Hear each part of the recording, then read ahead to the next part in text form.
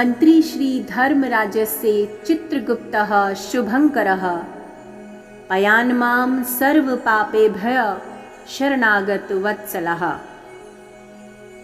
एक बार युधिष्ठिर जी भीष्म जी से बोले, हे पितामह, आपकी कृपा से मैंने धर्मशास्त्र सुने, परंतु यम द्वितीय का क्या पुण्य है, क्या फल है, यह मैं सुनना चाहता हूँ। आप कृपा करके मुझे विस्तार पूर्वक कहिए। भीष्म जी बोले, तूने अच्छी बात पूछी। मैं उस उत्तम व्रत को विस्तार पूर्वक बताता हूँ। कार्तिक मास के उजले और चैत्र के अंधेरे की पक्ष जो द्वितीय होती है, वह यम द्वितीय कहलाती है।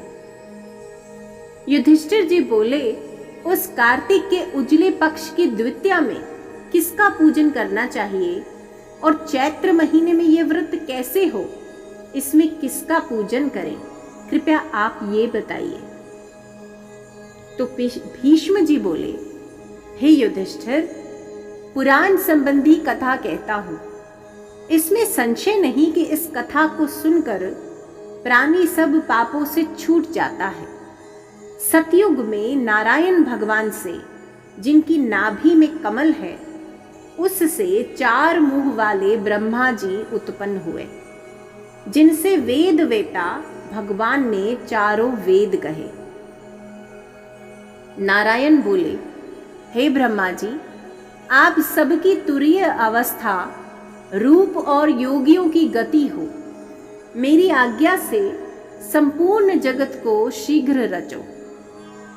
हरि के ऐसे वचन सुनकर हर्ष से प्रफुल्लित हुए ब्रह्मा जी ने मुख से ब्राह्मणों को, बाहुओं से क्षत्रियों को, जंघाओं से वैश्यों को और पैरों से शूद्रों को उत्पन्न किया। उनके पीछे देव, गंधर्व, दानव, राक्षस, सर्प, नाग, जल के जीव, स्थल के जीव, नदी, पर्वत और वृक्ष आदि को पैदा कर मनु जी को पैदा किया। इनके बाद दक्ष प्रजापति को पैदा किया और तब उनसे आगे और सृष्टि उत्पन्न करने को कहा। दक्ष प्रजापति से 60 कन्याएं उत्पन्न हुई, जिनसे 10 धर्मराज को, 13 कश्यप को और 27 चंद्रमा को दी।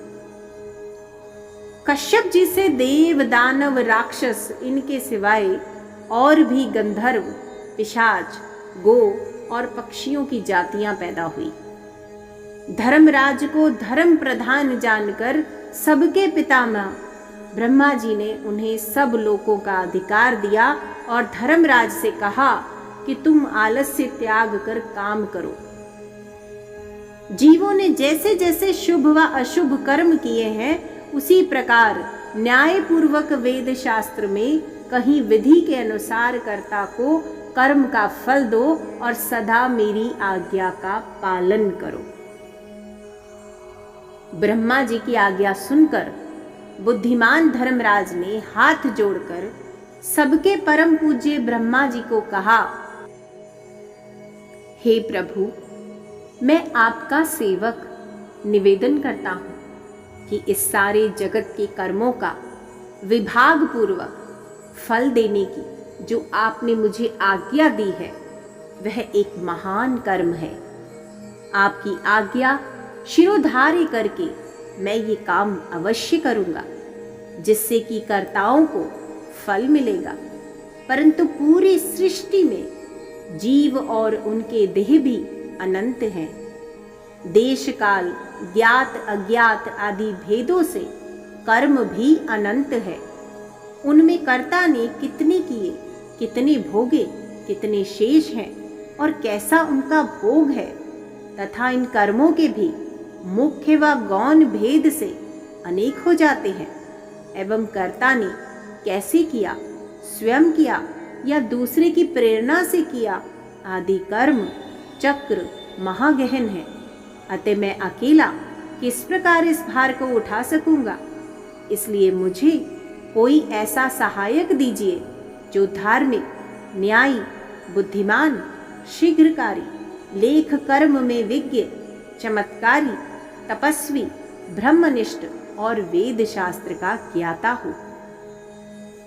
धर्मराज के इस प्रकार प्रार्थना पूर्वक किए हुए कथन को विधाता सत्य जान मन में प्रसन्न हुए और यमराज का मनोरथ पूर्ण करने की चिंता करने लगी कि उक्त सब गुणों वाला ज्ञानी लेखक पुरुष होना चाहिए, उसके बिना धर्मराज का मनोरथ पूर्ण ना होगा। तब ब्रह्मा जी ने कहा, हे धर्मराज, तुम्हारे अधिकार में मैं तुम्हारी सहायता अवश्य करूंगा। इतना कह ब्रह्मा जी ध्यान मग्न हो गए। उसी अवस्था में उन्होंने 1000 वर्ष तक तपस्या की। जब समाधि खुली तब अपने सामने श्याम रंग, कमल नयन, शंख की सी गर्दन, गूढ़ सिर, चंद्रमा के समान मुख वाले, कलम दवात और पानी हाथ में लिए हुए महाबुद्धि देवताओं का मान बढ़ाने वाला, धर्मोधर्म के विचार में महाप्रवीण लेखक, कर्म में महाचतुर पुरुष को देख उससे पूछा कि तुम कौन है?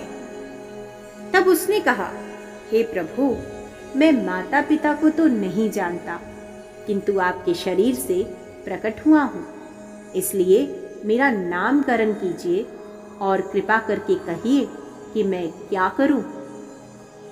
ब्रह्मा जी ने उस पर पुरुष के वचन सुन अपने हृदय से उत्पन्न हुए उस पुरुष को हंसकर कहा, तू तो मेरी काया से प्रकट हुआ है, इससे मेरी काया में तुम्हारी स्थिति है, इसलिए तुम्हारा नाम कायस्थ चित्रगुप्त है। धर्मराज के पुर में प्राणियों के शुभाशुभ कर्म लिखने में उसका तू सखा बने, इसीलिए तेरी उत्पत्ति हुई है। ब्रह्मा जी ने चित्रगुप्त से यह कहकर धर्मराज से कहा कि हे धर्मराज, यह उत्तम लेखक तुझको मैंने दिया है जो संसार में सब कर्म सूत्र की मर्यादा पालन के लिए है। इतना कहकर ब्रह्मा जी अंतर्ध्यान हो गए। फिर चित्रगुप्त कोटि नगर को जाकर चंड प्रचंड ज्वालामुखी काली जी के पूजन में लग गया। उपवास कर उसने भक्ति के साथ चंडिका जी की भावना मन में की। उसने उत्सुकता से चित्त लगाकर ज्वालामुखी देवी का जप और स्तोत्रों से भजन, पूजन और उपासना इस प्रकार की, हे जगत को धारण करने वाली, तुमको नमस्कार है महादेवी, तुमको नमस्कार है। स्वर्ग, मृत्यु, पाताल आदि लोक लोकांतरों को रोशनी देने वाली, तुमको नमस्कार है।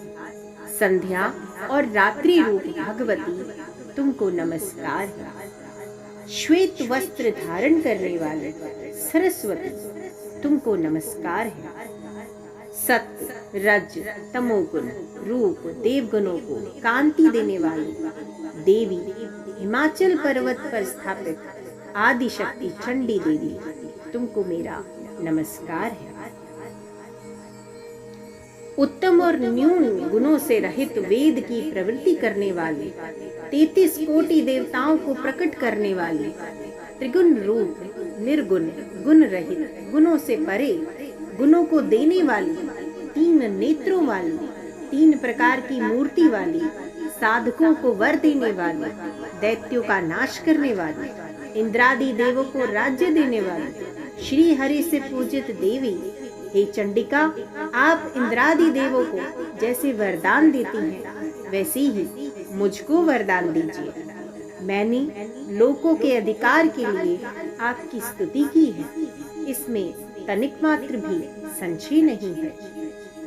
ऐसी स्तुति को सुन देवी ने चित्रगुप्त को वर दिया।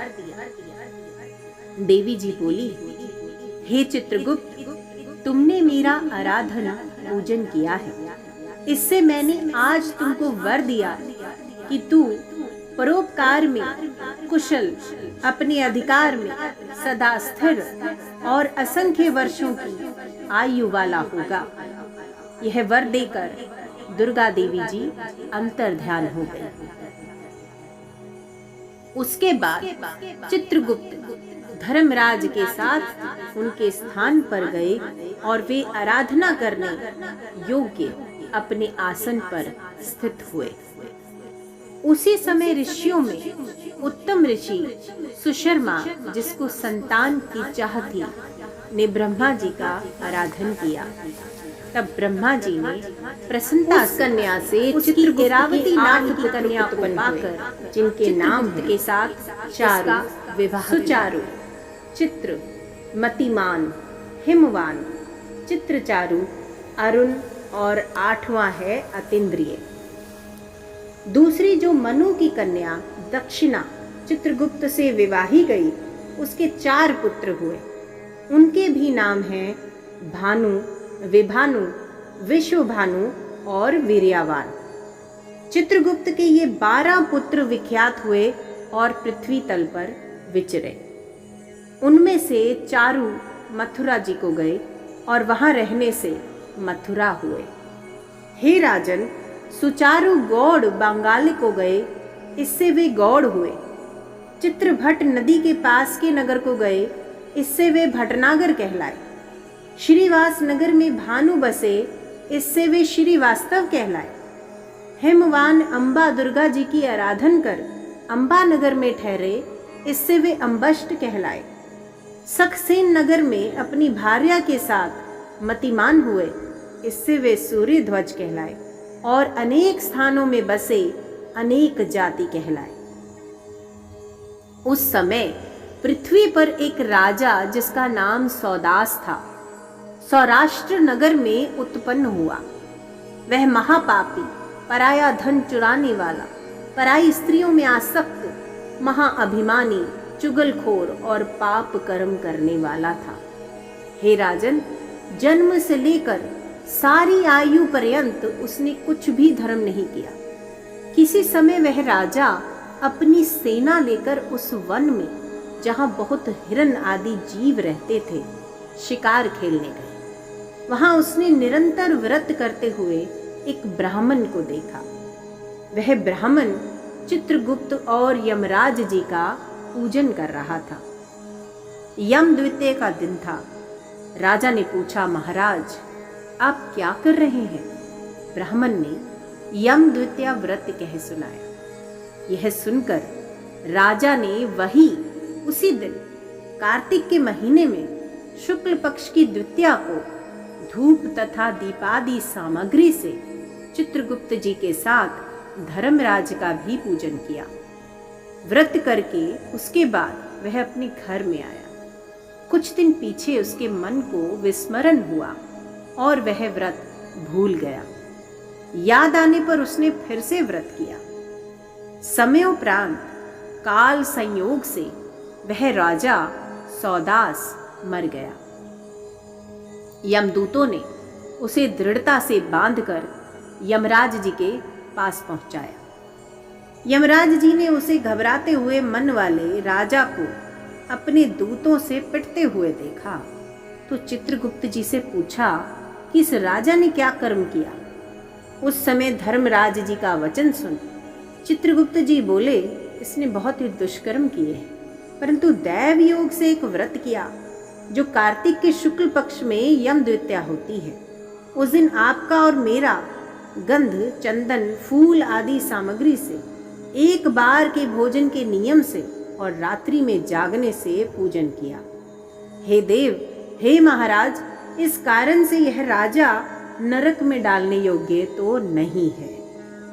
चित्रगुप्त जी के ऐसा कहने से धर्मराज जी ने उसे छुड़ा दिया और वह इस यम द्वितीया के व्रत के प्रभाव से उत्तम गति को प्राप्त हुआ। ऐसा सुनकर राजा युधिष्ठिर भीष्म से बोले, हे पितामह, इस व्रत में मनुष्यों को धर्मराज और चित्रगुप्त जी का पूजन कैसे करना चाहिए, सो आप मुझे वो भी बताइए। तो भीष्म जी बोले, यम द्वितीया के विधान को सुनो। एक पवित्र स्थान पर धर्मराज और चित्रगुप्त जी की मूर्ति बनाएं या फिर रखें और उनकी पूजा की कल्पना करें। वहां उन दोनों की प्रतिष्ठा कर 16 प्रकार व 5 प्रकार की सामग्री से श्रद्धा भक्ति युक्ति नाना प्रकार के पकवानों, लड्डुओं, फल फूल पान यथासंभव दक्षिणा आदि सामग्रियों से धर्मराज जी और चित्रगुप्त जी का पूजन करना चाहिए। पीछे बारंबार नमस्कार कर, हे धर्मराज जी आपको नमस्कार है, हे चित्रगुप्त जी आपको नमस्कार है, पुत्र दीजिए, धन दीजिए, सब मनोरथों को पूर्ण कर दीजिए। इस प्रकार चित्रगुप्त जी के साथ श्री धर्मराज जी का पूजन कर विधि से दवात और कलम की पूजा करें। चंदन, कपूर, अगर और नैवेद्य, पान, दक्षिणा आदि सामग्रियों से पूजन करें और फिर कथा भी सुने। बहन के घर भोजन कर उसके लिए धन आदि पदार्थ दे। इस प्रकार भक्ति के साथ यम द्वितीया का व्रत करने वाला पुत्रों से युक्त होता है और मनोवांछित फलों को पाता है। ओम श्री चित्रगुप्ताय नमः।